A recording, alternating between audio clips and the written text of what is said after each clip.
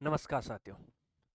स्वागत है आपका एक बार फिर से गोल गुरु एकेडमी के इस डिजिटल प्लेटफॉर्म पे। देखिए, हम पढ़ रहे थे लैब असिस्टेंट भूगोल के लिए, साथ ही साथ स्कूल व्याख्याता भूगोल में एनसीईआरटी का जो पार्ट है उसके लिए, और स्कूली बच्चे जहाँ टीचर वगैरह नहीं है उनके लिए कक्षा 11 और 12 की जो भूगोल है वो यहाँ से डिजिटल पढ़ सकते हैं। बहुत सारे अभ्यर्थी ऐसा बोलते हैं, सर वैकेंसी आ चुकी है, विज्ञप्ति आ चुकी है, फॉर्म स्टार्ट हो गए हैं, सिलेक्शन होगा कि नहीं होगा, 3.25 महीने बचे हैं। तो मैं उनके लिए कल एक वीडियो लेके आऊँगा रणनीति का कि किस तरीके से आप सिलेक्शन ले सकते हैं। मोटे मोटे तौर पे मैं अभी बताऊँ, फालतू की कोई भी चीज़ें नहीं पढ़नी है, क्योंकि पढ़ेंगे तो सारे के सारे, लेकिन सिलेक्टेड क्या पढ़ना है वो बहुत कम लोगों को पता रहता है। तो आपको सिलेक्टेड पढ़ना है, मैं खुद बताऊंगा। मोटे तौर पे आपको बता दूं, ये जो क्लास है अपनी चल रही है कक्षा 11 और 12 की, कंप्लीट लेनी है, फरवरी एंड तक अपनी पूरी क्लासें हो जाएगी। साथ ही साथ प्ले स्टोर से जाके गोल गुरु अकेडमी नामक जो अपना ऐप है वहां से डाउनलोड करना और टेस्ट सीरीज देना और उसकी व्याख्या करना। साथ ही साथ 5 फरवरी तक अपनी किताब आ जाएगी लेब असिस्टेंट के लिए, व्याख्या सहित जो ऑब्जेक्टिव क्वेश्चन बैंक आएगा। इन तीन चीज के अलावा आपको कुछ भी नया करने की जरूरत नहीं है। और मैं दावे के साथ कह सकता हूं कि 90 से 95% आपके सवाल यहां से मिलने वाले, 5% तो वैसे भी छोड़ने वाले होते हैं। और आप लोगों के लिए खुशखबरी बता दूं, जो जीके वाला पोर्शन है उसकी क्लासें भी अति शीघ्र आप लोगों के लिए शुरू होने वाली है। तो गोल गुरु एकेडमी से जुड़ने का मतलब है निःशुल्क सारी की सारी क्लासें आपको यहाँ पढ़ने को मिलेगी, सब्जेक्ट के लिए और जीके वाले पोर्शन के लिए। आज हम टॉपिक लेंगे परिवहन व संचार। बहुत अच्छा टॉपिक है, कक्षा 12 में ये दे रखा है और है जैसे का जैसा आपके सिलेबस में इसको शामिल किया गया है लेब असिस्टेंट के लिए। बहुत अच्छी तरीके से कवर करने वाले हैं भाई इस टॉपिक को। सबसे पहले नए हैं अपने यूट्यूब चैनल पर तो इसको सब्सक्राइब कर लेना और बेल आइकन को अच्छे से दबा लेना ताकि क्लास का आपको पता रहे। प्ले स्टोर से जाके अपना ऐप डाउनलोड कर लेना, बहुत अच्छी आपको वहाँ पर टेस्ट सीरीज मिलेगी। क्लास का शेड्यूल और डेली करंट अफेयर्स के लिए जो है टेलीग्राम चैनल अपना है गोल गुरु एकेडमी नाम से, उसको ज्वाइन कर लीजिएगा। तो चलते हैं भाई। बहुत सारे अभ्यर्थियों की जो है ये रहता है, क्लास देख के जाते हैं लाइक नहीं करके जाते हैं, तो हल्की सी मेरी शिकायत है, उसको आप पूरा करोगे, लाइक वगैरह करके जाया करो, कमेंट के माध्यम से बताया करो कि क्लास कैसे लगी। आपका ज़्यादा टाइम खराब नहीं हो इसलिए मैं रिकॉर्डेड डालता हूँ, लाइव नहीं आता, क्योंकि लाइव में जो है 1 घंटे का मैटर 1.5 घंटे में लग जाता है। तो देखिए भाई, सबसे पहले बात करते हैं परिवहन और संचार क्यों आवश्यक है। तो सभी को पता है हम प्रतिदिन अनेक वस्तुओं का उपयोग करते हैं, बहुत सारी है अपने दैनिक जीवन में काम आने वाली। तो इन वस्तुओं के उत्पादन स्थल से बाजार तक कैसे पहुंचाते हैं। कोई भी वस्तु है उसका उत्पादन किया, उत्पादन स्थल से बाजार तक किस तरीके से पहुंचाया जाता है। देखो, संचार के माध्यम से संपर्क किया जाता है कि आपके फला चीज है कि बिल्कुल है, तो फिर परिवहन का उपयोग लिया जाता है। तो परिवहन और संचार के माध्यम से उत्पादन स्थल से मार्केट तक किसी भी वस्तु को पहुंचाया जाता है। तो सोच लीजिए कितना जरूरी है परिवहन की भूमिका, वस्तुओं को उत्पादन स्थल से उपभोक्ताओं तक पहुंचाना। संचार जैसे विचारों, संदेशों, सूचनाओं का आदान प्रदान करता है और इन्हीं सूचनाओं के माध्यम से ही पता चलता है कि फलानी चीज का वहां पर क्या हुआ है, उत्पादन हुआ है। आगे देखिए भाई, परिवहन के मुख्य साधन बहुत शानदार तरीके से कवर करने वाले, कुछ भी एनसीईआरटी का जो ये पार्ट दे रखा है एक सिंगल वर्ड पीछे नहीं छोड़ा गया है, तो बहुत अच्छी तरीके से आपको कवर करना है भाई। परिवहन के मुख्य साधन की बात करें तो 3 प्रकार है भाई। कितने प्रकार है? 3 प्रकार है।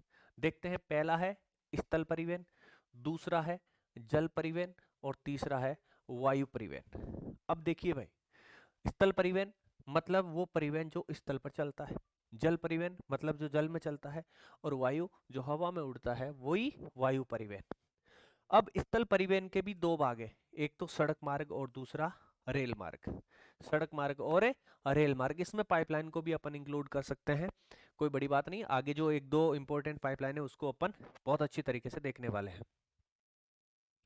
तो देखिए भाई, सड़क परिवहन और रेल मार्ग द्वारा जब परिवहन होता है ये सबसे अधिक उपयोग में लिया जाने वाला है। अब देखिए, एक डाणी से दूसरी डाणी जाना है, एक गांव से दूसरे गांव जाना है, तो वहां पर ट्रेन का प्रयोग तो करने से रहे, हवाई जहाज का प्रयोग करने से रहे और जहाज का प्रयोग करने से रहे, तो सबसे अच्छा कौन सा माध्यम रहता है? सड़क परिवहन या स्थल परिवहन अपन बोल सकते हैं कि सर्वाधिक उपयोग में इसको लिया जाता है।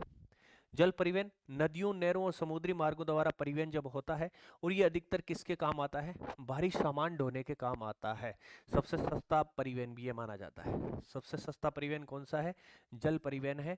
भारी सामान ढोने के इसका काम अपन लेते हैं।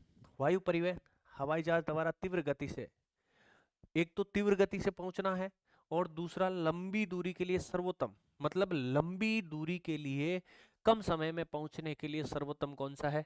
वो तो है वायु परिवहन। लंबी दूरी तक जाना है और भारी है और समय की कोई पाबंदी नहीं है, उसके लिए जल परिवहन। दोनों चीजें देख लीजिए, समय की कोई पाबंदी नहीं है, भारी वस्तु है और लंबी दूरी तक भेजना है तो जल परिवहन। जल्दी पहुंचना है, हल्की वस्तु है और बहुत लंबी दूरी है तो वायु परिवहन उपयुक्त माना जाता है। आगे चलते हैं। अब सबसे पहले देखते हैं सड़क परिवहन। तो भारत का सड़क जाल विश्व का दूसरा सबसे बड़ा सड़क जाल है भाई। यदि विश्व में बात करें तो भारत के सड़क जाल का नंबर कौन सा आता है? दूसरा आता है। मतलब इसकी कुल लंबाई की बात करें तो 62.16 लाख किलोमीटर। मतलब भारत में जो सड़क मार्ग है वो कितना है? ये है 62.16 लाख। एनसीईआरटी में दे रखा है, छाप लेना दिमाग में। छोटी दूरी की यात्रा के लिए सड़क परिवहन सबसे सुविधाजनक है। मतलब कम दूरी तक जाना है, गांव से गांव, डाणी से डाणी या डाणी से गांव जाना है तो सर्वाधिक उपयुक्त ये माना जाता है। प्रतिवर्ष सड़कों द्वारा लगभग 85% यात्री और 70% माल का परिवहन किया जाता है। मतलब अपने भारत में जो यात्री इधर से उधर जाते हैं उनमें से 85% किसका उपयोग करते हैं? सड़क परिवहन का। अपना जो माल इधर से उधर जाता है उसमें से 70% किसका प्रयोग? सड़क मार्ग का प्रयोग किया जाता है। अभी तक क्या समझा? भारत का सड़क जाल विश्व का दूसरे नंबर का है, ठीक है। सड़कों की लंबाई 62.16 लाख किलोमीटर है, ठीक है। छोटी दूरी के लिए सबसे उपयुक्त माना जाता है, सबसे सस्ता माना जाता है। और जो भारत के यात्री इधर से उधर यात्रा करते हैं उसमें 85% यात्री सड़क मार्ग का, और जो माल इधर से उधर जाता है 70% सड़क मार्ग के द्वारा। ये कुल लंबाई है 62.16 लाख, और यात्री 85% सड़क मार्ग का उपयोग करते हैं। सड़क परिवहन के इतिहास की बात कर लेते हैं। तो देखो, प्राचीन काल सड़कें कैसी थी? कच्ची थी। कच्ची सड़कें थी प्राचीन काल में। 1943 में पहला गंभीर प्रयास किया गया नागपुर परियोजना के तहत। ये नागपुर परियोजना 1943 ऐसे दे रखी है एनसीईआरटी में, तो थोड़ा याद कर लेना कि पहला गंभीर प्रयास, मतलब पहला प्रयास कब किया गया? नागपुर योजना 1943 के तहत। भारत छोड़ो आंदोलन 1940-42 याद है ना? तो वैसे देखो 1961 गोवा का गठन हुआ था 1961, तो याद रखना गोवा, बॉम्बे, बॉम्बे मतलब मुंबई पास में ही है। तो 1961 बॉम्बे सड़क योजना शुरू की गई थी। इतिहास की बात कर रहे हैं। प्राचीन काल में कच्ची सड़कें हुआ करती थी, फिर पहला प्रयास नागपुर योजना के तहत, उसके बाद 1961 बॉम्बे सड़क योजना, और आधुनिक राजमार्ग प्रणाली जो है वर्तमान में चल रही है। लंबे लंबे राजमार्ग, राष्ट्रीय राजमार्ग निर्मित किए जा रहे हैं। सड़कों का वर्गीकरण, अब देखो चार प्रमुख श्रेणियां सड़कों की। कितनी है? चार प्रमुख श्रेणियां हैं सड़कों की। पहला कौन सा है? राष्ट्रीय महामार्ग, दूसरा है राज्य महामार्ग, तीसरी है जिला सड़कें, और चौथी है ग्रामीण सड़कें। मतलब भारतीय सड़कों की बात करें तो निर्माण और रखरखाव के उद्देश्य से चार प्रमुख श्रेणियों में बांटा गया। पहला है नेशनल हाईवे, दूसरा है स्टेट हाईवे, तीसरा है डिस्ट्रिक्ट जो मार्ग है, और चौथी है रूरल मतलब ग्रामीण। तो देखते हैं राष्ट्रीय राजमार्ग क्या होते हैं। ये केंद्र सरकार द्वारा निर्मित होते हैं। सबसे पहली बात, केंद्र सरकार का इस पर क्या होता है? कंट्रोल होता है, अनुरक्षित होती है। केंद्र सरकार द्वारा निर्मित और अनुरक्षित होती है। राज्यों की राजधानियों को और प्रमुख शहरों को आपस में जोड़ती है। मतलब एक राज्य की राजधानी को दूसरे राज्य की राजधानी से जोड़ने वाली सड़कें कौन सी है? वो है आपके एनएच, नेशनल हाईवे, ठीक है। और बड़े शहरों को भी ये जोड़ने का काम करती है। राज्य महामार्ग मतलब राज्य सरकारों द्वारा निर्मित होती है और राज्य की राजधानी को जिला मुख्यालय से जोड़ती है। मान लो ये अपना जयपुर है, इधर से डीडवाना से ये सड़क जा रही है, नागौर से जा रही है, इधर जोधपुर से आई, बाड़मेर से आ गई इधर से, मतलब ये गंगानगर से आई, हनुमानगढ़ से आई, चूरू, झुंझुनू, मतलब ये जो जिलों से उस राज्य की राजधानी तक सड़कें आ रही है वो क्या है? राज्य महामार्ग। अब आप कहीं बोलोगे सर डीडवाना के इधर से जो है नेशनल हाईवे निकलता है, तो नेशनल हाईवे भाई एक राज्य की राजधानी से दूसरे राज्य की राजधानी जाएगा तो कहीं से तो होके गुजरेगा ही ना, तो बीच में एरिया आएगा ही, तो उसको भी इंक्लूड करना पड़ेगा। तो राष्ट्रीय महामार्ग मतलब एक राज्य की राजधानी को दूसरे राज्य की राजधानी से जोड़ता है। राज्य महामार्ग की बात करें तो ये किसी स्टेट की राजधानी से कहां, उस राज्य के जिलों को जोड़ने का कार्य करती है। जिला सड़कें मतलब जिला मुख्यालयों और जिलों के महत्वपूर्ण स्थानों के बीच का संपर्क है। मतलब कोई जिला है, इस जिला को ब्लॉकों से, ब्लॉक जो है उनसे निकलने वाली सड़कें जब जिला तक पहुंचती है, जिला हेडक्वार्टर तक जाती है, तो वो सड़कें क्या कहलाती है? जिला सड़कें। मतलब उस जिले के मुख्यालय को ब्लॉकों से जोड़ने का ये कार्य करती है। ग्रामीण सड़कें ग्रामीण क्षेत्रों को आपस में जोड़ने वाली सड़कें होती है और कुल सड़कों का 80% कौन सा हिस्सा है? ग्रामीण सड़कें। तो आपको पूछ सकते हैं भारत में यदि 4 श्रेणियां सड़कों की है, उनमें से सर्वाधिक सड़क मार्ग किस श्रेणी के अंतर्गत आता है? तो वो है ग्रामीण सड़कें। आगे देखिए भाई, राष्ट्रीय महामार्ग, इसके बारे में विस्तृत जानकारी ले लेते हैं। 4 श्रेणियों में पहला है केंद्र सरकार द्वारा निर्धारित और अनुरक्षित, मतलब पूरा आधिपत्य किसका? केंद्र सरकार का। अंतर्राष्ट्रीय परिवहन के लिए इसका उपयोग होता है। सामरिक क्षेत्रों तक रक्षा सामग्री का परिवहन ये करता है और प्रमुख पत्तनों व रेलवे जंक्शनों को आपस में जोड़ने का कार्य करता है। 1951 भारत के आज़ाद होने के 4 साल बाद की यदि बात करें तो राष्ट्रीय महामार्गों की लंबाई 19,700 किलोमीटर थी, जो 2020 मतलब 70 साल में बढ़कर कितनी हो गई? 1,36,440। मतलब है वृद्धि हुई है, ये तो सिंपल सी बात है। कितनी हो गई? लगभग 20,000 से बढ़कर 1,36,440 हो गई है भाई। ये कुल सड़कों की लंबाई का मात्र कितना है? 2% है। अब देखो 80% किस में आ गई? ग्रामीण सड़कें। कौन सी? ग्रामीण सड़कें आ गई 80%। और 2% किस में? National highway, NH। 2% national highway, किंतु 40% यातायात का वहन करते हैं। अब देखो ये जो भारत का यातायात है ना, उसका 40% वहन करते हैं, लेकिन नेशनल हाईवे कुल लंबाई सड़कों की बात करें तो कितना है? मात्र 2% है। अब आप बोलोगे सर 40% यातायात का वहन कैसे करते हैं? तो देखो एक स्टेट से दूसरे स्टेट सामान भेजते हैं, या कोई भी ट्रक जाता है भारी वस्तु को लेके, तो वो किसका प्रयोग करता है? वो कोई व्यवधान नहीं चाहता, वो नेशनल हाईवे का प्रयोग करेगा भाई। भारतीय राष्ट्रीय महामार्ग प्राधिकरण, अब देखो इस प्राधिकरण के बारे में भी बात कर लेते हैं। तो NHAI की स्थापना 1995 में हुई थी भाई। रूडा की स्थापना कब हुई वो भी बताओ। रूडा जो है ना, उसकी स्थापना कब हुई वो बताना कमेंट बॉक्स में। तो NHAI की स्थापना कब हुई? 1995 में हुई। ये भूतल परिवहन मंत्रालय के अधीन एक स्वायत्त शासी निकाय है, मतलब खुद का तंत्र खुद विकसित करती है, खुद के नियम खुद बनाती है, किसी का आधिपत्य इसके ऊपर नहीं है।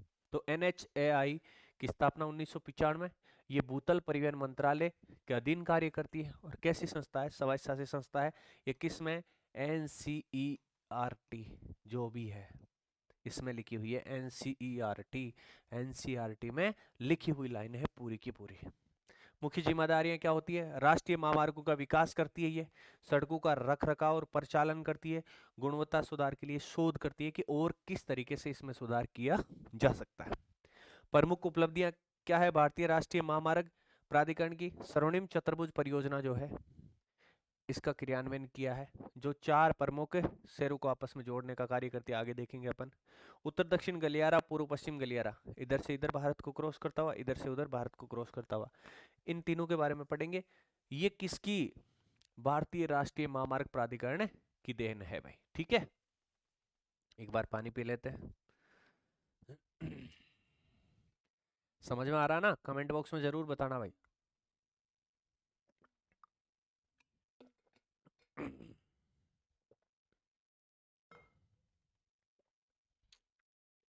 अब देखो भारत का सड़क जाल 2020 के अकॉर्डिंग देखें तो राष्ट्रीय महामार्ग कितना प्रतिशत है? 2% है भाई। 1,36,440 किलोमीटर। अब राज्य महामार्गों की बात करें, जो किसी भी स्टेट की राजधानी से किसको जोड़ती है? उस राज्य के जिलों से जोड़ती है। 1,76,818। मतलब ये कम है, ये अधिक है। अब ऑटोमेटिक आपको पता चल गया। मैं बताऊं लंबाई के अनुसार अवरोही क्रम में सड़कों का क्रम लिखो। तो सबसे पहले कौन सी आ जाएगी? ग्रामीण सड़कें। कौन सी? ग्रामीण। उसके बाद कौन सी आ जाएगी? जिला सड़कें। कौन सी आ गई? जिला सड़कें। उसके बाद कौन से आ जाएंगे? राज्य महामार्ग, और उसके बाद कौन सा आ जाएंगे, राष्ट्रीय महामार्ग। ये किसका क्रम है, लंबाई के अनुसार, मतलब भारत में किसकी कितनी लंबाई है, तो ये इनका अवरोही क्रम है। सर्वाधिक ग्रामीण सड़कें, उसके बाद जिला सड़कें, राज्य और राष्ट्रीय सबसे कम है भाई। ठीक है, अन्य में देखो 5,90,000, इकाई, दाई, सैकड़ा, हजार, 10,000, लाख, 10 लाख, 59 लाख, 2,539। ये देखो भाई, कुल सड़क जाल देख लेते हैं, इकाई, दाई, सैकड़ा, हजार, 10,000, लाख, 10 लाख, 62,15,797 किलोमीटर कुल क्या है, सड़क जाल है भाई। 62.15 लाख या लगभग 16 लाख। ठीक है, तो क्या समझ में आया, सर्वाधिक ग्रामीण सड़कें हैं, उसके बाद जिला, राज्य और राष्ट्रीय सड़कें हैं। कुल लंबाई सड़क जाल की बात करें तो 62.16 लाख किलोमीटर है।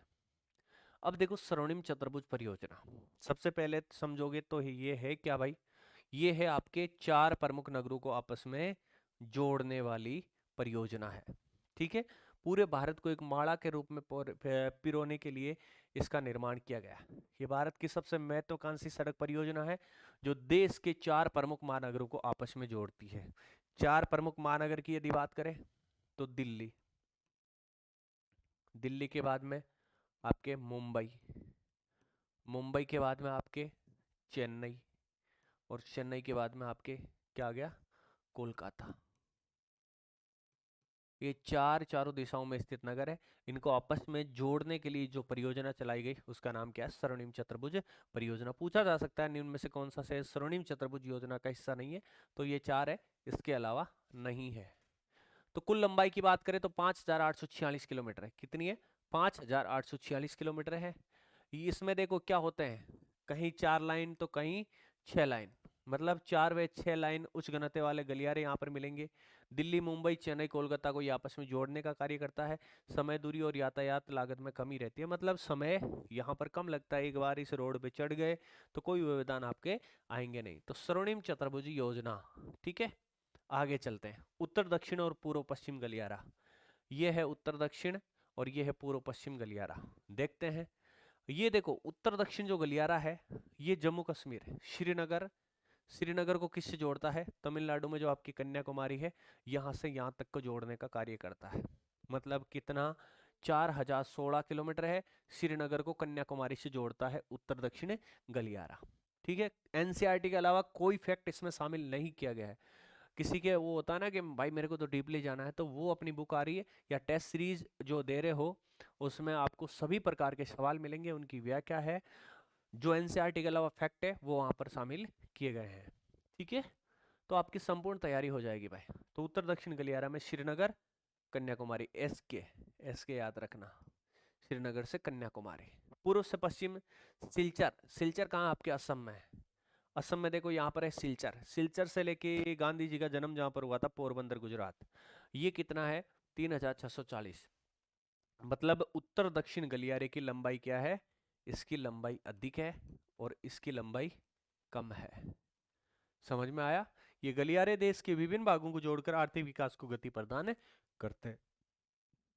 आगे देखिए भाई, राज्य महामार्गों और जिला सड़कों की बात करें तो राज्य महामार्ग देखते हैं, राज्य सरकारों द्वारा निर्माण और अनुरक्षण किया जाता है। राज्य की राजधानी से जिला मुख्यालय और महत्वपूर्ण शहरों को आपस में जोड़ने का कार्य करता है। राष्ट्रीय महामार्गों से जुड़े होते हैं। कुल सड़कों का कितना, 4%।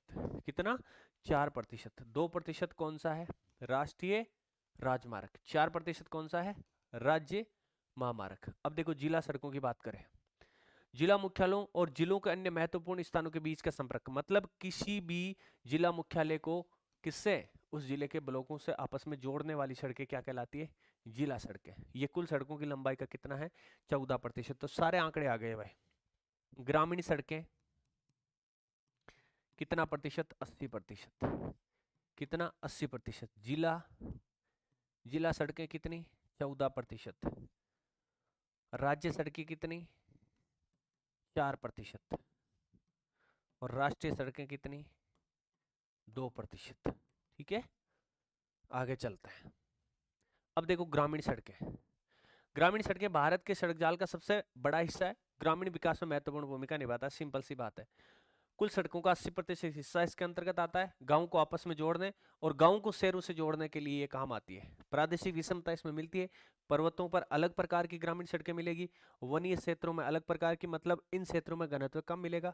जहाँ मैदानी भाग है वहां पर देखो ये इधर से ये आ रही है भाई आपके, है ना, केराव से लोरोली की ओर सड़क आ रही है। ये सड़कें जो है ये ग्रामीण सड़कें कहलाती है। प्रधानमंत्री ग्रामीण सड़क योजना, प्रधानमंत्री ग्राम सड़क योजना इंपॉर्टेंट है, आपके एनसीईआरटी में दे रखी है। मैं एनसीईआरटी के अलावा यहाँ पर कुछ भी नहीं पढ़ा रहा हूँ और एनसीईआरटी में एक सिंगल वर्ड नहीं छोड़ रहा हूँ। ये क्लासें लेने के बाद कक्षा 11 और 12 की एनसीईआरटी मत उठाना, मत उठाना, मत उठाना, क्योंकि मिला लेना एक दो बार किसी के रहता है ना कि सर क्या पता कोई सा फैक्ट पीछे छोड़ दिया। ये यहाँ पर ये वाला जो फैक्ट है ना वो मैंने एक्स्ट्रा ही ऐड किया है, ये एनसीईआरटी में नहीं दे रखा है लेकिन इंपॉर्टेंट था इसलिए ऐड कर दिया, क्योंकि प्रधानमंत्री ग्राम सड़क योजना का जिक्र एनसीईआरटी में किया गया है।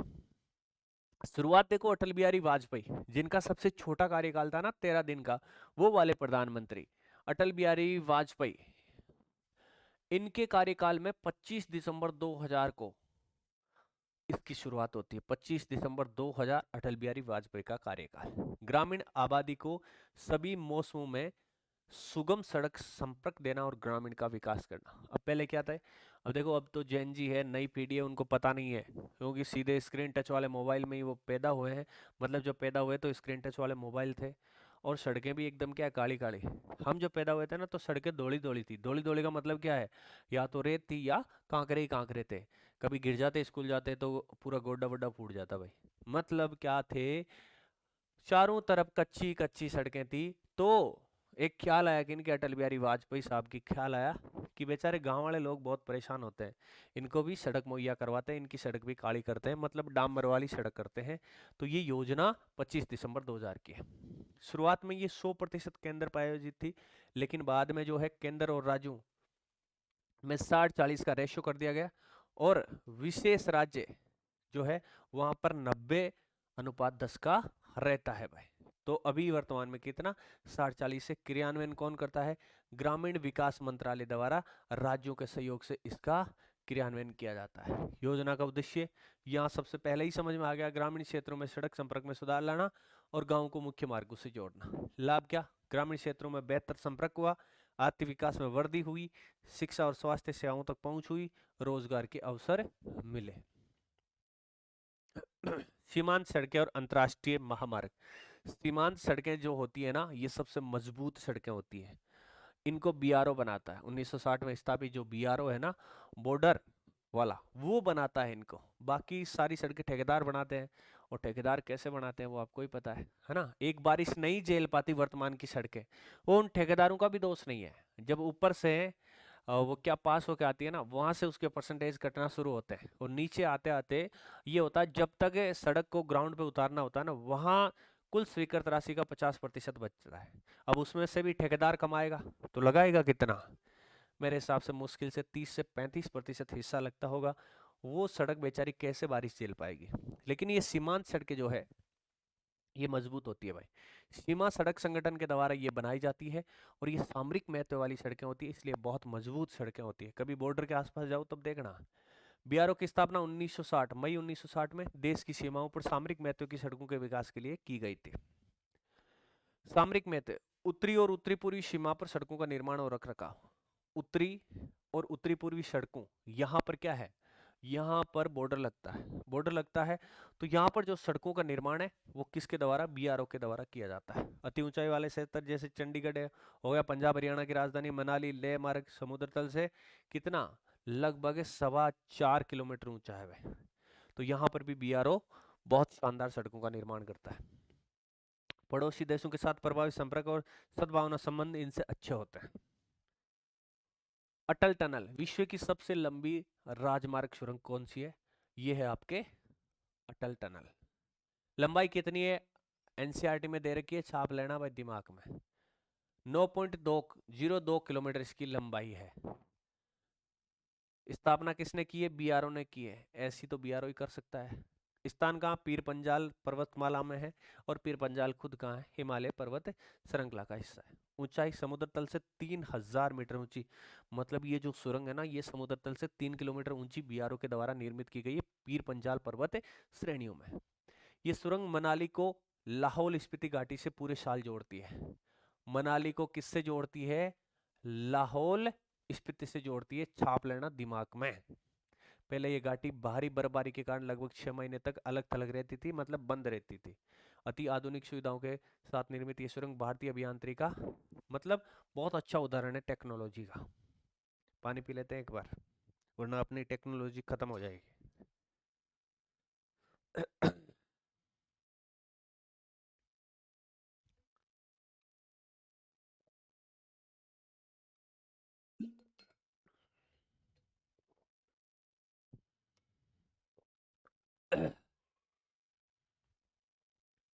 आगे चलते हैं।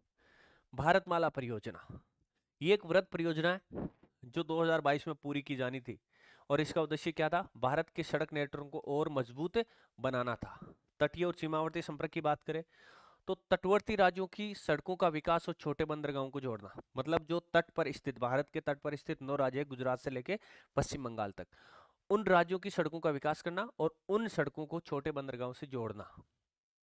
धार्मिक और पर्यटन स्थलों को मुख्य मार्गों से जोड़ना इसका उद्देश्य था। 1500 बड़े पुलों और 200 रेल ओवरब्रिज का निर्माण इसके अंतर्गत। 900 किलोमीटर नए राष्ट्रीय राजमार्गों का विकास इसके अंतर्गत होना था। मतलब अभी भी 2022 में पूरी होनी थी, एनसीईआरटी में ये लाइन लिखी हुई है। भारतीय रेल, अब देखो सड़क परिवहन देख लिया, सड़क मार्ग देख लिया, अब देखेंगे अपन स्थलीय मार्ग का दूसरा भाग, भारतीय रेल लौह पथ गामिनी। भारतीय रेल जाल विश्व के सर्वाधिक लंबे रेल मार्गों में से एक है। ये माल और यात्री परिवहन के साथ साथ आर्थिक वृद्धि में योगदान देता है। सबसे पहले रेल कब चली, 1853 में मुंबई से थाने के बीच चली भाई। भारत में सबसे पहली रेल 1853 मुंबई से थाने के बीच। 1874 कहां पर चली, अपने राजस्थान में चली। कहां से लेके कहां तक चली वो कमेंट बॉक्स में बताना भाई। कुल लंबाई की यदि बात करें तो एक तरफ सड़कों की लंबाई कितनी है, 62.16 लाख सड़कों की लंबाई है। उधर है इकाई दाई सैकड़ा हजार 10,000, 67,956, मतलब लगभग 68,000 किलोमीटर अपने यहाँ पर किसकी लंबाई, रेल मार्गों की 19-20 के अकॉर्डिंग। रेल मंडल कितने, 16। एनसीईआरटी में 16 दे रखे हैं, लेकिन वर्तमान में कितना, 18 + 1 मेट्रो, कितने हो गए, 19। मुख्य तौर पे आपको संख्या बहुत कम पूछेंगे, लेकिन फिलहाल कितने हैं, 18 है भाई, 18 है। आगे देखिए, भारतीय रेल के इतिहास की बात करें तो सबसे पहले मुंबई से ठाणे के बीच 34 किलोमीटर ये रेल चली थी 1853 में। 1843 नागपुर परियोजना रेल विकास का पहला गंभीर प्रयास किया गया था। इस समय द्वितीय विश्व युद्ध के बाद, जब द्वितीय विश्व युद्ध 1939 से लेकर 1945 के बीच हुआ, इसके बाद आधुनिक रेल परिवहन का विकास हुआ। वर्तमान विश्व का सबसे बड़ा रेल नेटवर्क अपने पास है भाई, खूब सारा। महात्मा गांधी जी का कथन, भारतीय रेलवे ने विविध संस्कृति के लोगों को एक साथ लाकर भारत के स्वतंत्रता संग्राम में योगदान दिया है। मतलब उस पुराने जमाने में एक ही माध्यम था, रेल मार्ग, जो पूरे देश को एकजुट करने में काम आया भाई। रेल पटरियों के विभिन्न प्रकार पूछा जा सकता है यहां से, तो ये प्रकार किसके आधार पर है, रेल पटरियों के बीच में जो चौड़ाई है ना, इसके आधार पर है, इस चौड़ाई के आधार पर है। सबसे बड़ी जो है, मतलब सबसे बड़ा गेप, अधिक गेप वाले को क्या कहते हैं, ब्रॉड गेज। अरे वो ब्रॉड नाम सुना है क्या, इंग्लैंड का बॉलर जिसके युवराज सिंह ने 6 छक्के मारे थे, ऐसे याद रखना, ब्रॉड गेज मतलब बड़ा बॉलर था। तो सबसे बड़ी पटरियों के बीच की दूरी कितनी, 1.6, 1.616 या 1.6 मीटर जब गेप आता है पटरियों के बीच, उसे क्या कहते हैं, ब्रॉड गेज। कुल लंबाई कितनी है, 63,950। ये आंकड़े 2019-20 के तहत दिए गए हैं। तो 63,950 किलोमीटर, मतलब सर्वाधिक लंबाई किसकी है, ब्रॉड गेज की है। मीटर गेज सीधा सा सिंपल सा है, पटरियों के बीच 1 मीटर का गैप है। कुल लंबाई कितनी, 2,402, 2402 किलोमीटर है। नैरो गेज सबसे छोटी गेज, धौलपुर में अपने राजस्थान में देखने को मिलेगी आपको, पटरियों के बीच की दूरी 0.762 या 0.610, मतलब 1 मीटर से कम। कुल लंबाई कितनी? 1604 किलोमीटर। और यही इनका अवरोही क्रम है। सबसे अधिक ब्रॉड गेज है, उसके बाद मीटर गेज है, उसके बाद नैरो गेज है। भारतीय रेल ने मीटर और नैरो गेज को ब्रॉड गेज में बदलने का व्यापक कार्यक्रम शुरू कर दिया है। जैसे आपने बेरोजगारी को अलविदा कहकर रोजगार का कार्यक्रम शुरू किया है, वैसे ही इन्होंने किया है। इंपॉर्टेंट है, छाप लेना दिमाग में, बार बार नहीं कहेंगे। भारतीय रेल के 18 मंडल है। 18 मंडल की मुख्यालय आपको याद रखना है।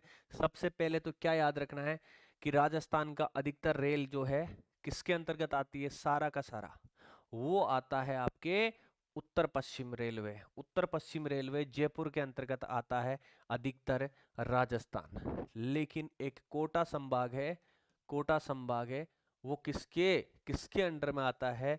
किसके अंडर के आता है? पश्चिम मध्य रेलवे जबलपुर में आता है कोटा संभाग। तो दो रेलवे जोन के अंतर्गत राजस्थान का रेल मार्ग आता है।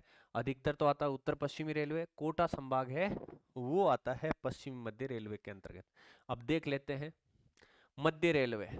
मध्य रेलवे बोले तो मुंबई, आर्थिक धमनी कहते हैं, आर्थिक राजधानी कहते हैं मुंबई को, है ना? तो मध्य रेलवे का मुख्यालय कहाँ? मुंबई में। अब देखो पूर्व मध्य रेलवे, पूर्व मध्य, ये तो हो गया मध्य, मध्य, और इधर पूर्व है, और पूर्व मध्य मतलब पूरा पूर्व तो है नहीं। तो यहाँ पर है हाजीपुर, और हाजीपुर कहाँ है? बिहार में है भाई, बिहार में है। तो पूर्व मध्य रेलवे का मुख्यालय कहाँ? हाजीपुर है। अब देखो पूर्वी तट, तो पूर्वी तट यहाँ पर है भुवनेश्वर। भुवनेश्वर कहाँ पर है? उड़ीसा में है। तो तटवर्ती इलाका है पूर्व का, तो भुवनेश्वर याद रखना। पूर्वी रेलवे, पूर्वी रेलवे, इससे भी इधर तट नहीं है, पूर्वी रेलवे बोला गया है, मतलब कोलकाता जो है तट पर नहीं है, आपको पता है ना, नदी से जुड़ा हुआ है। तो ये पूर्वी रेलवे का मुख्यालय कहाँ है? कोलकाता में। कोंकण रेलवे, कोंकण, ये वाला तट क्या कहलाता है? कोंकण तट। तो कोंकण रेलवे नवी मुंबई, नई मुंबई इसका मुख्यालय है। मेट्रो रेलवे, अब यहाँ पर संख्या 9 है, सॉरी 19 है, लेकिन ऊपर 18 लिखा हुआ है। इससे मेट्रो रेलवे को अपन जोड़ते हैं ना, तब ये 19 हो जाती है संख्या। तो मेट्रो रेलवे का मुख्यालय कहाँ है? कोलकाता। उत्तर मध्य, अब देखो ये उत्तर है और मध्य, तो यहाँ पर है प्रयागराज। प्रयागराज कहाँ है? उत्तर प्रदेश में है। तो ये इसका मुख्यालय है। पूर्वोत्तर रेलवे, गोरखपुर, गोरखपुर जो है ये पूर्वोत्तर, पूर्वी और उत्तर, पूर्वोत्तर गोरखपुर, यहाँ पर जो है यूपी, गोरखपुर है। पूर्वोत्तर रेलवे का मुख्यालय। उत्तर पश्चिम रेलवे अपने राजस्थान वाला जयपुर है। जयपुर आप कभी जाओगे ना तो लिखा आएगा उत्तर पश्चिमी रेलवे में आपका हार्दिक स्वागत है, ठीक है।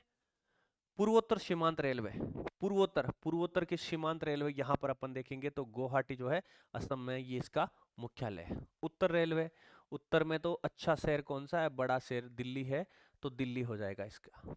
दक्षिणी मध्य, दक्षिणी और मध्य की बात करें, मतलब ये है, ये दक्षिण और मध्य यहाँ पर आएगा बीच में, तो सिकंदराबाद ये कहाँ पर है आपके? ये तेलंगाना में है भाई, तेलंगाना में। दक्षिणी तटीय, ये जो है दक्षिण है और तट पर है, तो यहाँ पर विशाखापट्टनम है आंध्र प्रदेश में, ये इसका मुख्यालय हो जाएगा। अब दक्षिणी पूर्वी मध्य रेलवे, दक्षिणी पूर्वी और मध्य तीनों के बीच में ऐसे लंबा सा एक राज्य, उसका नाम क्या है? छत्तीसगढ़। तो छत्तीसगढ़ का जो बिलासपुर है वहां पर इसका मुख्यालय है। दक्षिण पूर्व, ये दक्षिण है, और पूर्व रेलवे का मुख्यालय भी कहाँ है? ये आपके कोलकाता में है। उसके बाद है दक्षिण पश्चिमी रेलवे, जिसके अंतर्गत कोटा आता है, तो ये दक्षिण है और पश्चिम है, तो यहाँ पर है जबलपुर, जबलपुर सॉरी हुबली, दक्षिण पश्चिमी रेलवे हुबली, हुबली हुबली हुबली, ये यहाँ पर इसका मुख्यालय है कर्नाटक में। ये दक्षिण और पश्चिमी, यहाँ पर है हुबली, दक्षिण पश्चिमी रेलवे का। दक्षिणी रेलवे चेन्नई हो गया आपके इधर। पश्चिमी मध्य, ये पश्चिमी है और मध्य, तो यहाँ पर हो गया जबलपुर, और पश्चिमी रेलवे हो गया मुंबई। बहुत अच्छी तरीके से आपको एक बार वापस देखना इस सारणी को, फिर आपके सीधी सीधी दिमाग में छप जाएगी। मोटा मोटा तौर पे आपको लगभग जो है 18 में से 15 तो आते ही होंगे, 2-3 आप कंफ्यूज होंगे, और आप एक बार अच्छी तरीके से देखोगे तो सारे के सारे दिमाग में छप जाएंगे। आगे चलते हैं। रेल परिवहन में आधुनिकरण, देखो पुराने समय में जो है कोयले से चलती थी, आपने देखी होगी शोले पिक्चर। एक तरफ कोयला डाले या बरबर छायलार और ट्रेन चाले, मतलब कोयले का प्रयोग होता था। उसके बाद डीजल आया और विद्युत इंजन पर्यावरण अनुकूल और तीव्र ये माना गया है। बोलते हैं ना कि भाई लाइट से चलने वाली जो गाड़ी है ना उसका पिकअप बहुत शानदार है, मतलब ये पर्यावरण के अनुकूल भी है और तीव्र भी है। डीजल और विद्युत इंजनों के उपयोग से रेलों की गति बढ़ी है और पर्यावरण में भी सुधार हुआ है। रेलवे स्टेशनों पर प्रदूषण में कमी आई, नहीं तो पहले बुड़ बुड़ बुड़ बुड़ बुड़ बुड़ ऐसा धुआं आते थे ना, एक बार सारे के सारे यात्री है जो पीछे वापस जहाँ बैठक रूम है वहां चले जाते थे। मेट्रो रेल नगरीय परिवहन में क्रांति ये मानी गई है। और आप बताओगे कि जयपुर में जो है, जयपुर में कौन सी जून 2015 को मेट्रो की शुरुआत हो गई थी, बताना देखिए। मेट्रो रेल ने भारत में नगरीय परिवहन में जो है क्रांति ला दी। ये तीव्र सुविधाजनक और पर्यावरण अनुकूल परिवहन साधन माना गया है। लाभ क्या है? वायु प्रदूषण में कमी, यातायात की भीड़ में कमी करती है, समय की बचत, सुरक्षित और आरामदायक यात्री। आप सभी को पता है यातायात में भीड़ की कमी लाती है, समय की बचत। दिल्ली जैसे बड़े बड़े शहर है वहां पर लोग अपनी लोकल गाड़ी की बजाय मेट्रो में जाना पसंद करते हैं, क्योंकि वहाँ जाम में फंस जाएंगे तो ऑफिस कभी पहुंच ही नहीं पाएंगे शाम तक। प्रमुख शहर जैसे दिल्ली, मुंबई, बेंगलोर, कोलकाता, चेन्नई जैसे बड़े शहरों में, मतलब लगभग 20 के आसपास शहर या उससे अधिक शहरों में भी मेट्रो चल चुकी है भाई। आगे चलते कोंकण रेलवे। देखो ये अभियांत्रिकी का एक चमत्कार है, इसमें बहुत सारे पुल वगैरह है, मतलब इतनी विषम परिस्थितियों में इस प्रकार का निर्माण किया गया है। टेक्नोलॉजी का बहुत शानदार उदाहरण है ये कोंकण रेलवे। मतलब ये वाला जो है ना तट यहाँ पर 1998 में निर्मित कोंकण रेलवे भारतीय रेलवे की एक महत्वपूर्ण उपलब्धि है। ये अभियांत्रिकी का एक बहुत अच्छा चमत्कार माना गया है। इसकी कुल लंबाई कितनी है? 760। आप बोलोगे सर यहाँ पर इसको ही क्यों लिखा, बाकी 18 को तो नहीं लिखा या 17 को तो नहीं लिखा? तो ये भाई आपके अलग से एनसीईआरटी में दे रखा है, इसलिए मैं लेके आया। कुल लंबाई 760। अब देखो ये कितनी नदियां इसके नीचे से होकर जाती है, 146 नदियां एनसीईआरटी में लिखा हुआ है ये।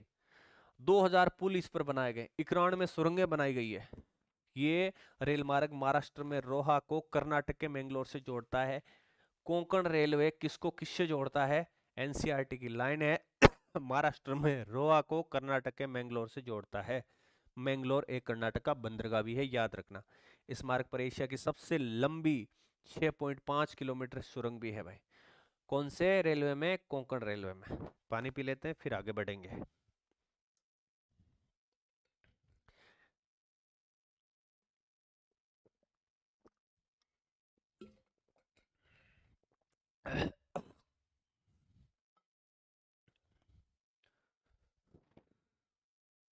जल परिवहन, सड़क परिवहन आ गया। सड़क परिवहन मतलब स्थल परिवहन के दो भाग पड़े, सड़क परिवहन और रेल परिवहन। अब देखेंगे अपन जल परिवहन। जल परिवहन यात्री और माल वहन दोनों के लिए महत्वपूर्ण विधा है। ये परिवहन का सबसे सस्ता साधन है, सबसे सस्ता साधन है। परिवहन का सबसे किफायती साधन। स्थूल मतलब भारी सामग्री के लिए उपयुक्त माना जाता है। एक बार जहाज में डाल दो और गांव के गांव को इधर से उधर ले जाओ। ईंधन दक्ष, कम ईंधन खपत होती है क्योंकि ये लहरें इस तरीके से चलती रहती है, तो उसमें जहाज हल्का फुल्का तो ऑटोमेटिक ही चलता रहता है। पर्यावरण अनुकूल माना गया है, प्रदूषण में कम योगदान इसका रहता है। जल परिवहन के प्रकार दो प्रकार है, एक तो अंतःस्थलीय मार्ग और दूसरा है महासागरीय जलमार्ग। मतलब एक देश से दूसरे देश, एक महाद्वीप से दूसरे महाद्वीप जाने के लिए महासागरीय जलमार्ग, और किसी भी देश में आंतरिक परिवहन के लिए अंतःस्थलीय जलमार्ग। नदियों, नहरों, पश्च जल, संकरी घाटियों के माध्यम से यह परिवहन होता है। कुल लंबाई कितनी है? 14,500 किलोमीटर। अपने देश में अंतःस्थलीय जलमार्ग की कुल लंबाई कितनी है? 14,500 किलोमीटर है। नौकायन योग है इनमें से कितना है? 5,685 किलोमीटर। परिवहन में योगदान कितना देता है? इसका 1% योगदान रहता है। मतलब जल परिवहन में, अंतःस्थलीय जल परिवहन भारत के परिवहन में कितना योगदान देता है? 1% देता है। देखो महासागरीय जलमार्ग, समुद्री मार्गों के माध्यम से यह परिवहन होता है। समुद्री तट कितना है? 7,517 किलोमीटर है। और यहाँ पर इस तट पर भारत के कितने प्रमुख 12 बंदरगाह है? कितने? 12 बंदरगाह है। और छोटे मोटे 185 बंदरगाह है। विदेशी व्यापार का 95% जो है हिस्सा किसके माध्यम से? महासागरीय जलमार्गों के माध्यम से संपन्न किया जाता है। यहाँ तक समझ में आ गया है क्या? दो प्रकार है, ये इसका योगदान है, ये इसका योगदान है। आगे बढ़ते हैं। अंतःस्थलीय जलमार्ग प्राधिकरण इसका विकास कब होता है? 1986 में। 1986 में स्थापित यह प्राधिकरण राष्ट्रीय जलमार्गों के विकास, अनुरक्षण और नियमन के लिए उत्तरदायी है। नौकायन योग्य जलमार्गों का चयन यह करता है कि कौन सा जलमार्ग जो है नौकायन के लिए है या नहीं है। जलमार्गों के सुधार की योजना भी यही लागू करता है। नियमित रखरखाव और सुधार का काम भी इसका होता है। नौकायन नियमों का पालन भी यही करवाता है। कौन? अंतःस्थलीय जलमार्ग प्राधिकरण। अब देखो राष्ट्रीय जलमार्ग संख्या 1, यहां से सवाल बनते हैं भाई। सबसे पहले कौन कौन सी नदियों का यह हिस्सा है? तो गंगा, भागीरथी और हुगली नदी। गंगा, भागीरथी और हुगली नदी जो है इसका ये हिस्सा माना गया है। कुल लंबाई इंपोर्टेंट NW1 की लंबाई कितनी है? 1620 किलोमीटर है। ठीक है, 1620 किलोमीटर है। 3 नदियों का ये योगदान रहता है इसमें, गंगा, भागीरथी, हुगली। ये मार्ग जो है प्रयागराज, प्रयागराज जैसे इलाहाबाद, प्रयागराज यूपी से लेके हल्दिया, हल्दिया कोलकाता तक इसका विस्तार है। ये उत्तर प्रदेश, बिहार, झारखंड और पश्चिम बंगाल, उत्तर प्रदेश, बिहार, झारखंड और पश्चिम बंगाल, इन 4 राज्यों में सेवाएं उपलब्ध करवाता है। 3 भागों में विभाजित किया गया है इसको। एक तो देखो हल्दिया से फरक्का तक 560 किलोमीटर, उसके बाद फरक्का से पटना तक, पटना बिहार 460 किलोमीटर, और पटना इलाहाबाद यूपी से 600 किलोमीटर। मतलब 3 भागों में है NW फेस्ट। यमनीकृत नौकाओं द्वारा पटना तक और साधारण नौकाओं द्वारा हरिद्वार तक नौकायन योग्य है। मतलब यमनीकृत जो नौका है उससे यदि आपको जाना है तो पटना तक ही आप जा पाओगे। इसके बाद छोटी साधारण नौकाओं से आप कहाँ तक जाओगे? हरिद्वार तक जाओगे। हरिद्वार तक की क्यों? क्योंकि इसके बाद ये गंगा जो नदी है ये पहाड़ों पर बहने लग जाती है, या बात करें हरिद्वार से ही ये मैदानी भाग में प्रवेश करती है। तो गंगा नदी कहाँ से ग्राउंड में प्रवेश करती है? हरिद्वार से। राष्ट्रीय राजमार्ग संख्या 2 और 3। पहला तो आ गया ना समझ में?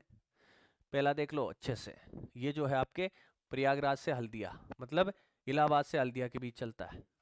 अब देखो NW2 यदि बात करें तो ये असम में है भाई, सदिया से दुबरी, सदिया से दुबरी 891 किलोमीटर, 891 सदिया से दुबरी, ब्रह्मपुत्र नदी पर स्थित है ये। क्योंकि आपको पता ही है इधर से नदी कौन सी बह रही है? ब्रह्मपुत्र बह रही है। ये आपका असम है और ब्रह्मपुत्र नदी बह रही है, तो सदिया से दुबरी दूसरा जो है कहां पर है? ब्रह्मपुत्र नदी पर। स्टीमर द्वारा डिगब्रूड तक की नौकायन योग्य है। डिगब्रूड भी कहाँ? असम में है। तो स्टीमर जो है उनके माध्यम से यदि बात करें तो यहाँ तक ये नौकायन योग्य है। भारत और बांग्लादेश साझेदारी में उपयोग इसका करते हैं। अब देखो NW3 की बात करें तो कोटायम कोलम, कोटायम से लेके कोलम तक 168 किलोमीटर ये विस्तरित है। पश्चिमी तट नहर चंपवाकारा नहर 14 किलोमीटर और उद्योग बंडल नहर 23 किलोमीटर इसमें शामिल है। बस ये रखना कोटायम से लेके कोलम तक राष्ट्रीय राजमार्ग संख्या 3 168 किलोमीटर। अब देखो केरल के पश्चिम जल बैक वाटर्स, समुद्र का जल जो है ग्राउंड पर आ जाता है या मुख्य भूमि के अंदर तक थोड़ा घुस जाता है और फिर बाढ़ से अवरोधक हो जाता है, तो वहां पर पश्चिम जल मतलब बैक वाटर्स स्टोर हो जाता है। केरल के पश्चिम जल अंतःस्थलीय जलमार्गों में विशिष्ट महत्व रखते हैं। ये परिवहन का सस्ता साधन उपलब्ध कराने के साथ साथ पर्यटकों को आकर्षित भी करते हैं। लोग यहाँ पर घूमने जाते हैं इनको देखने के लिए। स्थानीय लोगों के लिए सस्ता परिवहन है, माल ढुलाई के लिए उपयोगी है, दैनिक आवागमन का यह माध्यम माना गया है। यहाँ पर प्रसिद्ध नेहरू ट्रॉफी नौका दौड़ होती है। तो कहाँ पर होती है? वो आपके केरल में होती है। कहाँ पर होती है? केरल में होती है। कहाँ पर होती है? केरल में होती है। हाउस बोट पर्यटन और प्राकृतिक सुंदरता के लिए जाना जाता है। राष्ट्रीय राजमार्ग संख्या 4 और 5, 1 देख लिया, 2 देख लिया, 3 देख लिया, अब देखते हैं 4 और 5। काकीनाडा और पुदुचेरी नहर के साथ साथ गोदावरी और कृष्णा नदी का विशेष विस्तार है और इसकी कुल लंबाई की बात करें तो 1078 किलोमीटर है। राष्ट्रीय राजमार्ग संख्या 5 माताई नदी, नाम पहली बार सुना होगा। माताई नदी महानदी के डेल्टा चैनल और ब्राह्मणी नदी तथा पूर्वी तटीय नहर इसके अंतर्गत शामिल आता है। ये वाला क्षेत्र शामिल आता है। ये वाला कुल लंबाई है 588 किलोमीटर। तो काकीनाडा और पुदुचेरी नहर के साथ साथ गोदावरी कृष्णा नदी का जो विशेष विस्तार है वो राष्ट्रीय राजमार्ग संख्या 4 के अंतर्गत आता है। माताई नदी, महानदी और ब्राह्मणी तथा पूर्वी तटीय नहर जो है वो 5 के अंतर्गत है। ये जलमार्ग पूर्वी तट के राज्यों में परिवहन और व्यापार को सुगम बनाते हैं भाई। ठीक है, आगे चलते हैं। महासागरीय मार्ग और पतन। भारत के पास द्वीपों सहित 7,517 किलोमीटर लंबा व्यापक समुद्री मार्ग है। अब देखो, जिस देश के पास समुद्र तट है ना, वो देश विकसित अवस्था में हो सकता है। बेचारा नेपाल और भूटान ऐसे देश है जिनके पास तटीय सीमाएं नहीं है, उनको कोई सामान लाने के लिए भी किराया किसको देना पड़ता है? अपने देश को देना पड़ता है। तो वो विकसित कब होंगे बेचारे? जब उनको माल आएगा, माल की वैल्यू से ज्यादा उनको किराया देना पड़ेगा। तो भारत एक समृद्ध देश बन सकता है, एक भाग्यशाली देश है कि इतनी लंबी तटीय सीमा इसकी लगती है। ये महासागरीय मार्ग जो है, भारत के अनुसार भारत में जो विदेशी व्यापार होता है उसका 95% हिस्सा महासागरीय मार्गों द्वारा किया जाता है। मूल्य के अनुसार 70%। और प्रमुख 12 पतन यहाँ पर है, ये देखो अलग अलग, ये कांडला वगैरह वगैरह, मुंबई, गोवा, मंगलुरु, कोच्चि, तुतिकोरिन, चेन्नई, विशाखापट्टनम, पारादीप, कोलकाता, हल्दिया, ये सारे के सारे द्वीप है। ये आप देखोगे भाई, है ना, मैप पे देखना अच्छे से कि भारत के एनसीईआरटी में 12-13 जो मैप दे रखे हैं, सॉरी पतन दे रखे हैं, उनको तो आपको याद करना ही है कि कौन सा जो है बंदरगाह कहाँ पर है। ये आर्टिफिशियल दे रखा है कृत्रिम, विशाखापट्टनम जो है, चेन्नई है, तुतिकोरिन है, मंगलुरु है, ये आर्टिफिशियल मतलब कृत्रिम है। 185 छोटे मोटे और है भाई पतन। तो क्या समझ में आया कि भारत के अनुसार जो है महासागरीय मार्ग देश का 95% व्यापार में योगदान देता है, मूल्य के अनुसार 70%। और यहाँ पर 12 जो है महत्वपूर्ण बंदरगाह, छोटे मोटे 185 है। वायु परिवहन कैसा साधन है? तीव्रतम साधन है। यहाँ से जयपुर पहुंचना है, आप सड़क मार्ग से जाओगे, उससे पहले जयपुर से दुबई पहुंच जाओगे, मतलब वो तीव्र है। वायु परिवहन एक स्थान से दूसरे स्थान तक गमनागमन, गमनागमन मतलब कौन सी संधि हुई बताना भाई? गमन प्लस आगमन, गमनागमन का तीव्रतम साधन है। इसने यात्रा समय को घटाकर दूरियों को कम कर दिया है ना। वायु परिवहन एक ऐसा साधन है जिसने पूरे संसार को एक गांव बना दिया है, मतलब गांव के रूप में परिवर्तित कर दिया है। संसार में कोई भी ऐसा स्थान नहीं है जहां आपको एक दिन से ज्यादा लगे, इधर से इधर जा सकते हैं। इलाहाबाद से नैनी तक पहली वायु डाक सेवा 10 किलोमीटर चली थी, कब? 1911 में। तो पहली वायु डाक सेवा कितने किलोमीटर? 10 किलोमीटर। कहाँ? इलाहाबाद से नैनी। नैनी वही है जहां से 82.5 डिग्री पूर्वी देशांतर भारत की जो है प्रधान यामुत्र रेखा गुजरती है। तो 1911 स्वतंत्रता के बाद वास्तविक विकास की शुरुआत होती है। जैसे अपने 2005 में कौन सा बनता है? ये सांगानेर हवाई अड्डा बनता है। वर्तमान व्यापक घरेलू और अंतर्राष्ट्रीय नेटवर्क से स्थापित हो गए। अब तो हमारे नागौर में भी क्या है? हेलीकॉप्टर सेवा की शुरुआत हो गई है। 5 से 10 हजार रुपए में आप नागौर के ऊपर घूम सकते हो। मतलब धीरे धीरे कितना विकास कर लिया है अपने देश ने।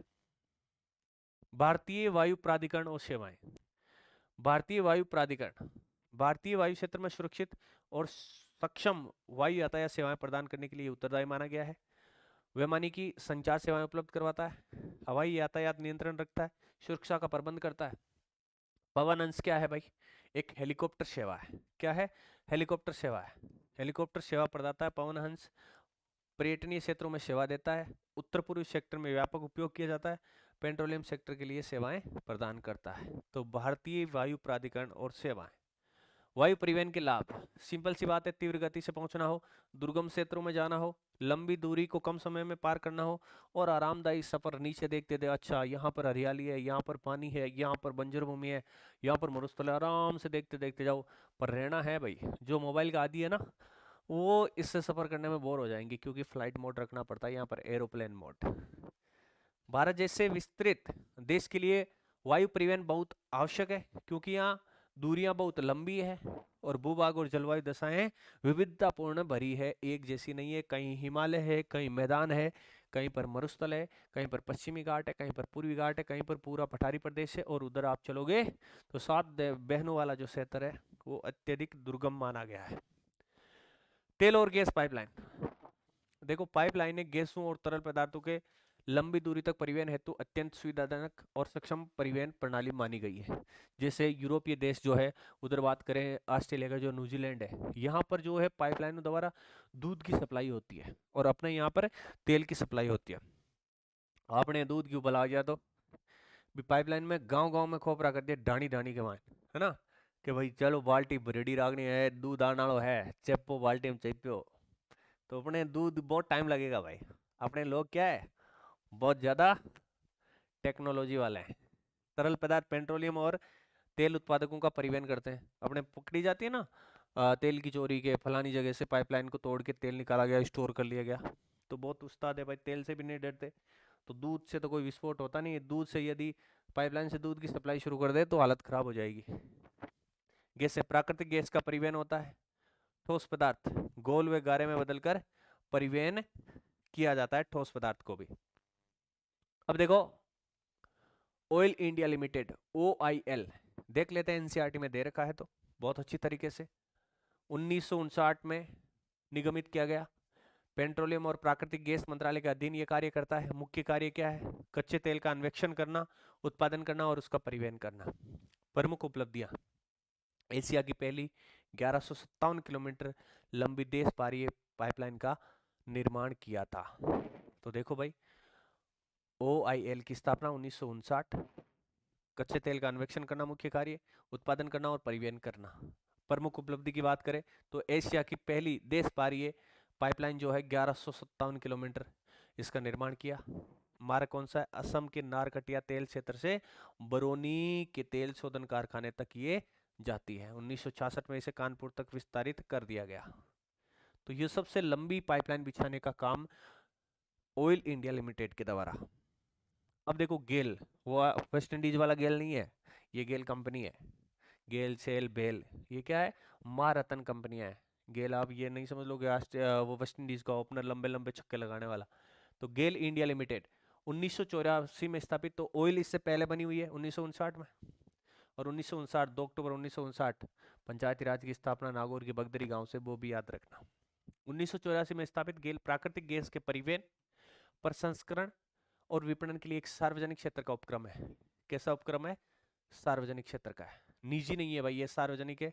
ये सारी भी जो महारत्न कंपनियां हैं ये सार्वजनिक है। पहली पाइपलाइन HVJ, शॉर्टकट में HVJ बोला जाता है, हजीरा, विजयपुर और जगदीशपुर। पहली pipeline cross country gas pipeline 1700 kilometre लंबी, किसके अंतर्गत, गेल के अंतर्गत। वेरी वेरी इंपॉर्टेंट है, छाप लेना, ये पूछा जाता है क्योंकि इसका स्पेशली जिक्र किया गया है एनसीईआरटी में। विस्तार मुंबई हाई और बसिन गैस क्षेत्रों को पश्चिमी और उत्तरी भारत में जोड़ता है। इधर से इधर इस तरीके से ये चलती है, तो ये इसको जोड़ता है। वर्तमान स्थिति 18,500 किलोमीटर से अधिक गैस पाइपलाइनों का नेटवर्क हो चुका है। भविष्य की योजना कितनी है, 34,000 किलोमीटर से अधिक विस्तार की संभावना की गई है केल के अकॉर्डिंग। पाइपलाइन परिवहन के लाभ क्या है, निरंतर परिवहन चलता रहता, कोई रुकावट नहीं आएगी, आएगी तो फिर 2-3 दिन ही आएगी इसमें। तो 24 घंटे लगातार परिवहन संभव होता है इससे, कोई ट्रैफिक नहीं है, वन वे होता है, इधर से जा रहा है दूसरी पाइपलाइन से ही आएगा, ऐसा नहीं इससे आ रहा है इसी से जा रहा है। ठीक है, कम लागत रहती है क्योंकि लंबी अवधि में एक बार पाइपलाइन बिछा दी तो फिर लंबे समय तक जो है ये कोई लागत नहीं आती। सुरक्षित रहती है, दुर्घटनाओं की कम संभावना रहती है, जमीन के अंदर बिछाई जाती है तो दुर्घटना की संभावना कम है। प्रदूषण में कम योगदान है क्योंकि जब जमीन के अंदर रहेगी पाइपलाइन एक जगह पड़ी है तो क्या प्रदूषण करेगी। हानियां, उच्च प्रारंभिक निवेश, शुरुआत में जो है बहुत पैसे लगते हैं भाई। अब एक पाइप जो है ऐसे लगाते हैं जमीन में तो लाखों रुपए का लग जाता है। हालांकि वो ओरिजिनल में तो कम ही होता है लेकिन उसका टेंडर लाखों रुपए में आता है, तो उच्च प्रारंभिक निवेश लग जाता है। सीमित उपयोग केवल तरल और गैसों के लिए होता है, ऐसे नहीं कि आप इसमें कि भाई मोटरसाइकिल चलाएंगे उधर से उधर सड़क परिवहन की तरह, तो ये संभव नहीं है। रख रखाव में कठिनाई आती है। मान लो कोई अपनी तरह कुबदी है कि अपने को तो गैस निकालनी है या यहाँ से तेल निकालना है, तो फिर उसमें कितने लोगों की हानि करेगा वो। संचार का विकास, मानव ने कालांतर में संचार के विभिन्न माध्यम विकसित किए। प्राचीन काल से लेकर आधुनिक युग, संचार के युग में अद्भुत परिवर्तन हुए। जहाँ प्राचीन काल में क्या है, कबूतर से संदेश भेजे जाते थे, वर्तमान में क्या है, जियो का नेटवर्क आ गया है। हालांकि नेटवर्क इतना अच्छा नहीं देते लेकिन फ्री वाली आदत तो डाल ही दी ना, तो संचार कितना विकसित हो गया, कबूतर से लेके जियो तक पहुंच गया है ना। मुझे आज भी याद है, पापा जब फौज में थे तो मम्मी के लिए भेजते थे खत, है ना। तो खत पहले डाक के माध्यम से आते थे, और बॉर्डर वाला जो सीन आपने देखा ही होगा, डाकिया आया डाकिया आया। तो प्राचीन काल में ढोल, आग और धुएं के संकेत और तीर धारक, इस प्रकार के संकेत के माध्यम से लोगों को सूचनाएं प्रदान की जाती थी। उसके बाद घोड़े, ऊंट, कुत्ते, पक्षी, इनका प्रयोग लिया जाता था, है ना। तोता आया संदेशा लेकर, है ना, पपैया बोल रहा है, और ये सारे के सारे पहले संदेशवाहक हुआ करते थे। उसके बाद डाक घर, तार और टेलीफोन आया, और वर्तमान में तो डिजिटल युग, इसने व्यक्ति का धरातल वाला जीवन ही खत्म कर दिया है भाई। इंटरनेट, उपग्रह, मोबाइल, आदमी इनके इर्द गिर्द ही घूमता है बस।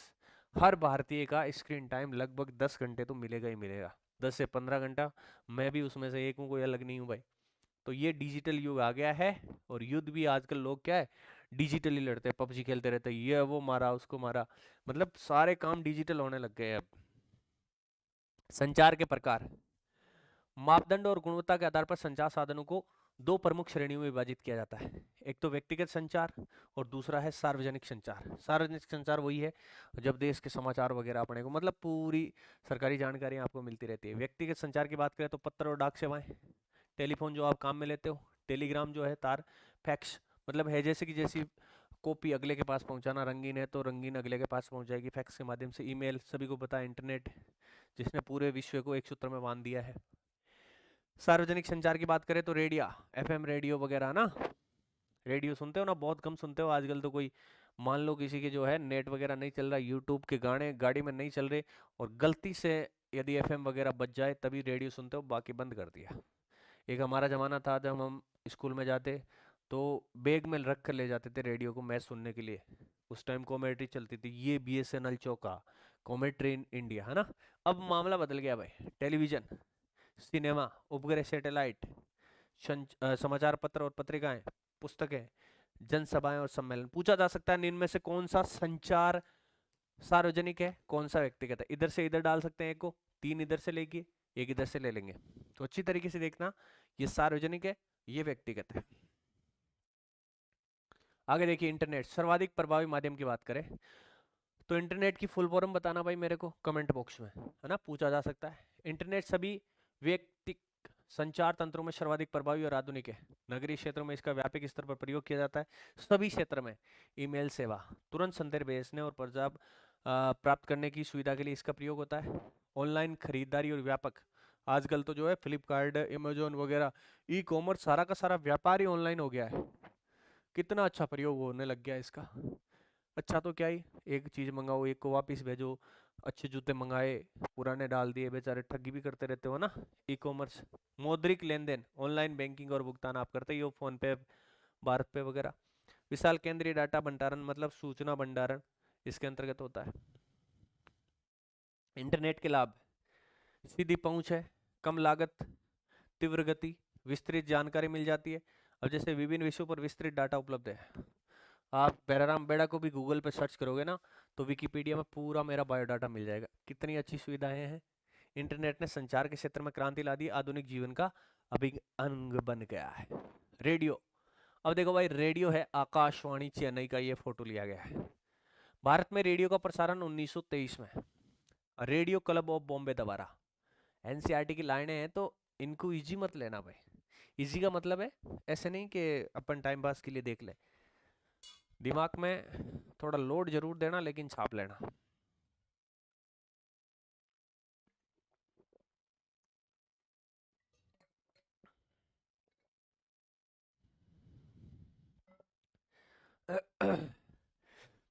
तो रेडियो का प्रसारण 1923, रेडियो क्लब ऑफ बॉम्बे द्वारा। विकास यात्रा की बात करें तो 1923 रेडियो क्लब ऑफ बॉम्बे के द्वारा शुरुआत।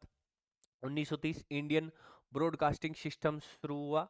1936 में ऑल इंडिया रेडियो का प्रसारण हुआ, और 1957 में आकाशवाणी का प्रसारण। तो ये इसका विकास काल चला भाई, 1923, 1930, 1936, 1957। कार्यक्रम आते हैं यहाँ पर, सूचना दी जाती है, शिक्षा से संबंधित आते हैं, मनोरंजन से जुड़े विविध कार्यक्रम यहाँ पर प्रसारित किए जाते हैं। अब देखो, नई वाली पीढ़ी ने रेडियो नहीं देखा तो देख लो, ऐसा होता है भाई, है ना।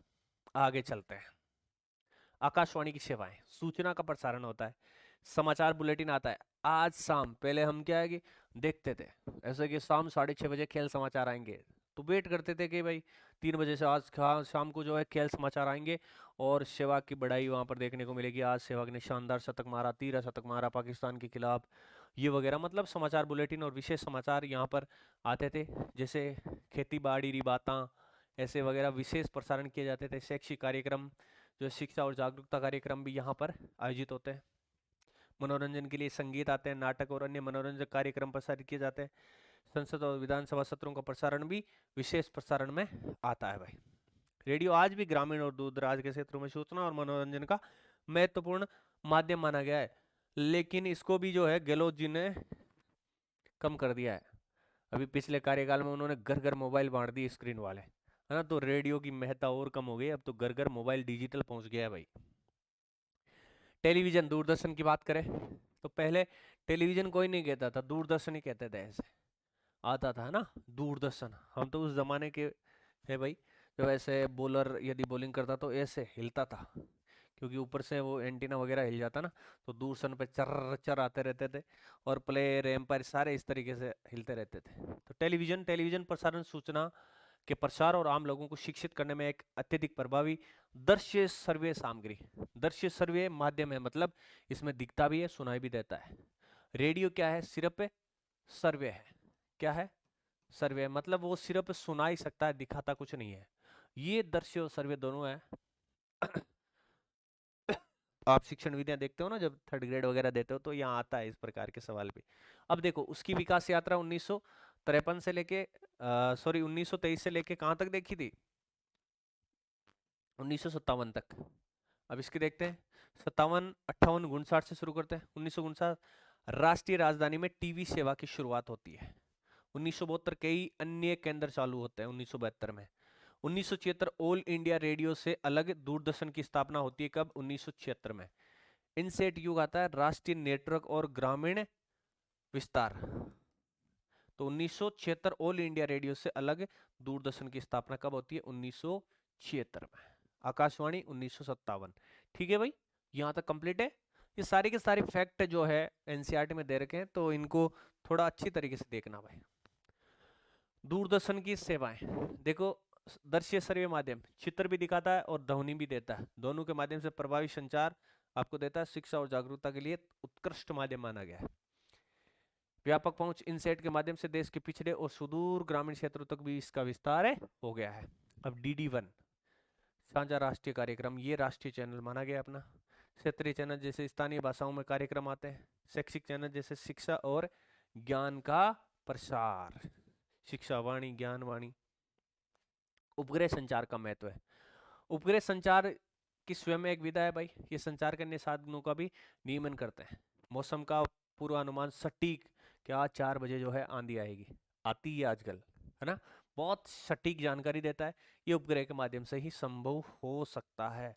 ये उपग्रह ऊपर जो है वायुमंडल में स्थापित किए जाते हैं। आपदा की निगरानी, प्राकृतिक आपदाओं की निगरानी और प्रबंध, पहले सूचना दे देता है कि चक्रवात आएगा, फलाना चक्रवात जो है अरब सागर में एक्टिव हो चुका है, उधर से पहुंच चुका है, बंगाल की खाड़ी में एक्टिव है, राजस्थान में इतना प्रभाव होगा, छत्तीसगढ़ में इतना होगा, उड़ीसा में भयंकर तबाही मचाएगा। ये सारी चीजें उपग्रह के माध्यम से अपने को मिलती है। सीमा चौकसी, सीमा क्षेत्रों की निगरानी करता है भाई उपग्रह, है ना। सतत निगरानी, विस्तृत क्षेत्र का सतत दृश्य ये आपको उपलब्ध करवा देता है। भारतीय उपग्रह प्रणाली की बात करें तो भारत की उपग्रह प्रणाली को समाकृत और उद्देश्यों के आधार पर 2 भागों में, एक तो इनसेट और दूसरा IRS। इनसेट की शुरुआत जब भारत ने पहला विश्व कप जीता था 1983, तब हुई थी इनसेट की।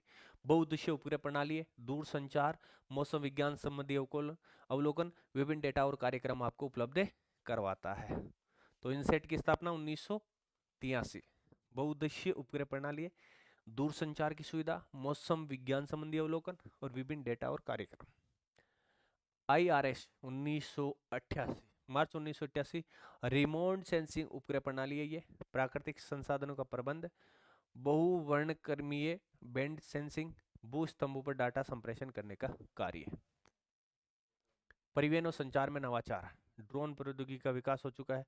देखते हो ना आप, ड्रोन हमले, कृत्रिम बुद्धिमत्ता, AI का प्रयोग, हाइपरलूप, भविष्य की अति तीव्र परिवहन प्रणाली, ये जो है नवाचार हो रहे हैं इसमें। महत्वपूर्ण तथ्य और आंकड़े। अब देखिए जितनी चीजें अपन ने देखी है ना, उनको क्विक रिवीजन एक नया फॉर्मेट में लेके आया हूँ, क्योंकि 1 घंटे की क्लास होती है तो जब आप 60 मिनट तक पहुंचते हो ना, तो पहले से पहुंचते पहुंचते आप भूल जाते हो। तो वापस क्विक रिवीजन करते हैं। सड़क जाल देखा 62.16 लाख, विश्व में दूसरा स्थान अपने भारत का। रेल नेटवर्क है 67,956, लगभग 68,000 किलोमीटर। जल मार्ग की बात करें तो 14,500 किलोमीटर जो है नौकायन योग्य है। समुद्र तट भारत का कितना है? 7,517। अब सड़क मार्ग जो है, इससे यात्री परिवहन का 85% अपने भारत में संपन्न होता है। माल परिवहन का 70% सड़क परिवहन के माध्यम से। और विदेशी व्यापार जो है समुद्री मार्गों से कितना होता है? बाहर के अनुसार 95% समुद्री मार्गों के द्वारा होता है। पूरी यूनिट का सार देखते हैं भाई। सड़क परिवहन 62.16 लाख। 4 प्रकार अपन ने देखे मार्गों के। राष्ट्रीय 1.36 लाख किलोमीटर है। राज्य मार्ग, जिला सड़कें, ग्रामीण सड़कें, संपूर्ण सड़क मार्ग का 80% इसके पास है। रेल जो है 67,956 किलोमीटर। 16 मंडल। वर्तमान में अपन ने कितने देखे? 18 देखे भाई। 18वां कौन सा है? विशाखापट्टनम, जिसका मुख्यालय कमेंट बॉक्स में बताओ। अब विशाखापट्टनम मुख्यालय किसका है? वो था 18वां। और 19वीं की बात करें तो वो है आपका कोलकाता मेट्रो वाला। 3 गेज देखे। ब्रॉड गेज भारत में सर्वाधिक जो है किसका विस्तार है? ब्रॉड गेज का है, जिनके बीच पटरियों के बीच 1.616 मीटर चौड़ाई है, तो वो ब्रॉड गेज। 1 मीटर है मतलब मीटर गेज। एक से कम है 0.762 मीटर है नैरो गेज। जल परिवहन देखा। स्थलीय, अंतः स्थलीय की बात करें तो ये कितना? 14,500। 5 राष्ट्रीय जलमार्ग अपन ने देखे। NW 5 देखे, 1 2 3 4 5। महासागर की बात करें तो 7,517 किलोमीटर जो है भारत का तट है। यहाँ पर 12 प्रमुख बंदरगाह है और 185 गौण बंदरगाह है। और इन्हीं के माध्यम से 95% विदेशी व्यापार संपन्न होता है महासागरीय जलमार्ग से। वायु परिवहन 1911 में शुरुआत होती है। तीव्रतम साधन है, भारतीय वायु प्राधिकरण द्वारा नियंत्रित होता है। पवन हंस हेलीकॉप्टर सेवा है भाई, ठीक है। पाइपलाइन की बात करें तो तेल और गैस पाइपलाइन, इसमें अपन ने ऑयल देखा 1959 में इसकी स्थापना होती है। गेल देखा 1984 में इसकी स्थापना। भोपाल गैस त्रासदी, ये भी कब हुई थी? 1984 में। आज भी यहाँ पर भोपाल में लूले लंगड़े पैदा होते हैं, इतना प्रकोप था। 18,500 किलोमीटर लंबी गैस पाइपलाइन जो है अभी तक बिछाई गई है। टारगेट कितना रखा गया है वो अपन ने थ्योरी में देखा था। प्रमुख योजना स्वर्णिम चतुर्भुज योजना अपन ने अच्छी तरीके से देखी। 5,846 किलोमीटर। 4 प्रमुख महानगर दिल्ली, मुंबई, चेन्नई और कोलकाता को आपस में जोड़ने का कार्य करती है। उत्तर दक्षिण गलियारा और पूर्व पश्चिम गलियारा से बड़ी है भाई स्वर्णिम चतुर्भुज। उत्तर दक्षिण गलियारा पूर्व पश्चिम से बड़ा है, मतलब यही इनका अवरोही क्रम है। उत्तर दक्षिण गलियारा आपके कहाँ से? श्रीनगर से कन्याकुमारी 4,016। ये आपके हो गया पूर्व पश्चिम गलियारा 3,640। भारतमाला परियोजना देखिए अपन ने, कोंकण रेलवे अभियांत्रिकी का बहुत अच्छा उदाहरण। और अटल टनल 9.02 किलोमीटर, एक शानदार टनल। वैयक्तिक संचार की बात अपन ने देख ली थी कि ये सारे किस में आते हैं? व्यक्तिक में आते हैं। जनसंचार माध्यम रेडियो 1923 में शुरुआत, 1936 में AIR, 1957 में आकाशवाणी की शुरुआत। टीवी 1959 में शुरू, 1976 में दूरदर्शन और इनसेट से इसका विस्तार हुआ भाई। उपग्रह इनसेट 1983 में आया। दूरसंचार और मौसम विज्ञान के लिए महत्वपूर्ण है। IRS 1988 रिमोट सेंसिंग संसाधन प्रबंध के लिए। PSLV भारतीय प्रेक्षणवान। और NRSC हैदराबाद में डाटा केंद्र स्थापित है। महत्वपूर्ण संस्थाओं की बात करें तो NHAI 1995 राष्ट्रीय महामार्ग विकास। BRO सबसे तकड़ी सड़कें बनाता है। 1960 सीमा सड़क संगठन इसका फुल नेम है। अंतर्राष्ट्रीय जलमार्ग प्राधिकरण 1986 में आया। भारतीय वायु प्राधिकरण के बारे में अपन ने देखा। ऑयल देख लिया, गेल देख लिया, याद रखने योग्य, आप वैसे भी सभी को याद रखोगे। तो ये था भाई प्यारा सा छोटा सा टॉपिक आप लोगों के लिए। निश्चित रूप से आपने बहुत अच्छी तरीके से इस टॉपिक को कवर किया होगा। पूरी क्लास देखने के बाद इसको शेयर भी करना और कमेंट करके जरूर बताना कि आज की क्लास कैसी रही। धन्यवाद। जय हिंद, जय भारत और गणतंत्र दिवस की अग्रिम शुभकामनाएं आप लोगों के लिए। धन्यवाद।